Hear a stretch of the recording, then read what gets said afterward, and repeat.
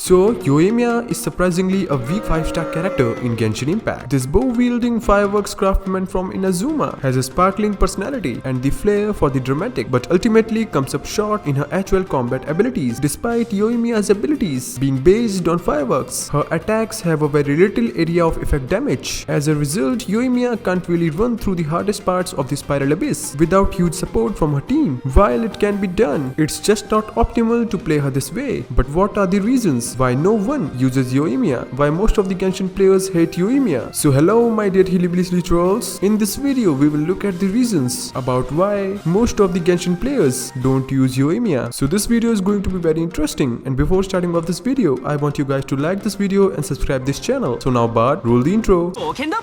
So what is Yoimiya in logical value? Is she that bad? So to find out this, we need to compare a character with other existing characters to know the value of one character. Is she worth your money? Is Yoimiya worth the investment? Should you even considering using her? What's her value in long run? With that question in mind, let's discuss why no one use Yoimiya. So I have seen some people calling her a sub DPS, but I think she's not and never be her main role. Sub DPS is a role where the character can cause good damage as a non-primary attacker. Her only sub DPS kit is her burst, which has small scaling and little AoE. To find out this, let's compare her with some proper sub DPS. First, let's talk about Fischl. She has a very high frequency deployable auto turret. Beidou. She has high AoE that deals with chain lightning attacks to the enemies surrounding you. Xingqiu, a great hydro applier and a hydro sub DPS. Great scaling and duration. Xiangling, wide range AoE surrounding your character that deals an insane amount of damage. So all of the above are 4-star characters and practically easier and cheaper to build and also fit in the majority of team comps. Yoimiya on the other hand lose all the sub DPS value the moment you have set sub DPS. So back to the main topic, she is a main single target DPS because of her high base attack and scaling and her elemental skill. Yoimiya's normal attack is frequent and the highest scaling happens on the last hit, meaning if you want to get the highest damage for Yoimiya, you need to get a reaction to happen on her last arrow, which is obviously 160% plus on level 8. This means any interruption will just kill the highest damage for Yoimiya. So Genshin is a game that actually demands you to play or get the reaction to get the highest value, meaning if you choose to use only pyro damage, you lost tons of DPS potential, because meaning Yoimiya lose her primary value of 5-star DPS. She also lost to the other 5-star and 4-star pyro DPS characters such as Hu Tao. She lost to her as a single target DPS character. Diluc and Xiangling, she lost to them as a total DPS count in AoE scenario. Yanfei, she lost to her in terms of range for auto aim to work. So if you already have these pyro DPS, the question becomes, does it worth it? After all, Yoimiya's team comp is never right and expensive. For this argument, any team you build for Yoimiya in the end has a better candidate than her. She will always be the last option and you need a hefty investment in the support themselves. All in all, to use her is to defy all logical decisions for using a better character, and you can't get better output by increasing your skills. Because of Yoimiya's simplicity, you can't by any means have more damage output. Regardless of optimization you think of, you can't train your animation cancelling or exploits. Even if you do have the animation cancelling, it is not optimized by much and you have to sacrifice something. The only way to dish out more damage is to veil her weapon. A huge issue with Yoimiya is that she almost demands the best support in the Genshin Impact. Other DPS have reliance on one specific support, but Yoimiya needs almost all of them. It's incredibly difficult to draft a team for her without using multiple of the following units: Zhongli, Kazuha, Xingqiu, Beidou, Sucrose. If no Kazuha, then Jean, Xiangling or even Albedo for Geo resistance. And on the top of that, Bennett is compulsory. There is no Yoimiya if you don't have Bennett with her. This doesn't sound like a huge deal, but remember, Spiral Abyss needs 2 teams, meaning you need 8 characters. If your Yoimiya needs Zhongli, Kazuha and Bennett, it doesn't leave you with many options for team 2. And on the top of that, a lot of free-to-play players and the new players aren't going to have access to all the other supports in the first place, making her even more demanding. It's no secret that Yoimiya is a single target DPS only. Her arrows can only hit one thing, her charge attacks can only hit one thing, and her elemental burst has a tiny area of effect. But unless you are using Venti just for that, then only her elemental burst will be useful. So